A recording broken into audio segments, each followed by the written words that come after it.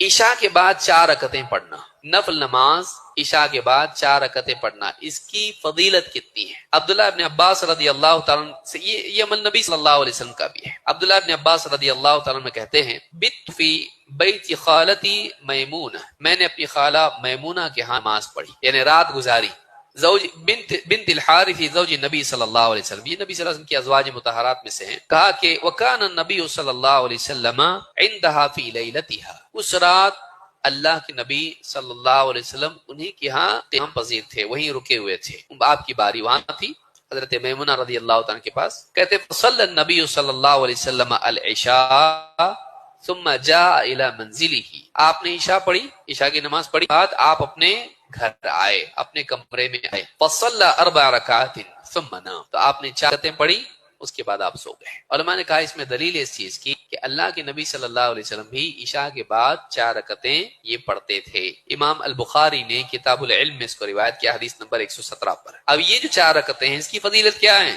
عبداللہ ابن عمرو رضی اللہ تعالیٰ عنہما صحابی ہیں، کہتے ہیں من صلی 4 بعد العشاء کن کقدرہن من لیلۃ القدر، جو آدمی عشاء کے بعد 4 رکعت نماز پڑھتا ہے یہ ایسا ہی ہے جیسے لیلۃ القدر میں 4 رکعت پڑھتا ہے۔ جو آدمی عشاء کے بعد 4 رکعت پڑھے یہ ایسا ہی ہے جیسے لیلۃ القدر میں وہ عبادت کرے۔ امام ابن ابی شیبہ نے اس کو روایت کیا اور اس کی سند صحیح ہے۔ حضرت عائشہ رضی اللہ تعالیٰ فرماتی ہیں 4 بعد العشاء یعدلن بمثلہن من لیلۃ القدر، عشاء کے بعد 4 رکعتیں لیلۃ القدر میں پڑھی ہوئی 4 رکعتوں کے برابر ہو جاتی ہیں۔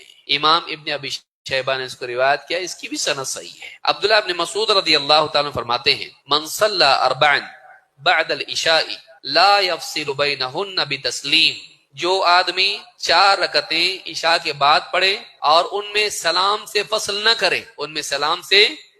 نہ کرے، عدلنا بمثلہن من لیلۃ القدر، لیلۃ القدر میں پڑھی ہوئی 4 رکعتوں کے برابر یہ ہو جاتی ہے۔ یہ بھی روایت ابن ابی شیبہ میں موجود ہے، تینوں کی سند صحیح ہے۔ شیخ الالبانی نے اس کو الضعیفہ میں جلد 11 صفحہ نمبر 103 پر ذکر کیا اور کہا کہ سب کی سند صحیح ہے۔ ان روایتوں سے معلوم ہوتا ہے کہ لیلۃ القدر کی عبادت کا ثواب روزانہ آدمی لے سکتا ہے اگر عشاء کے بعد 4 رکعتیں پڑھے، وہ 2 سنت کے علاوہ ہے، وہ 2 سنت کے علاوہ ہے۔ کوئی آدمی مثال کے طور پر اس کو نہیں اٹھنے ہوتا، اب وہ آدمی کیا کر سکتا ہے 4 رکعتیں پڑھا، یہ 2 سنت پڑھا، گھر پہ گیا 4 رکعت پڑھا، سو گیا، ختم۔ وہ 4 رکعتیں اس کے لیے کون سی ثواب اس کا دلائیں گی؟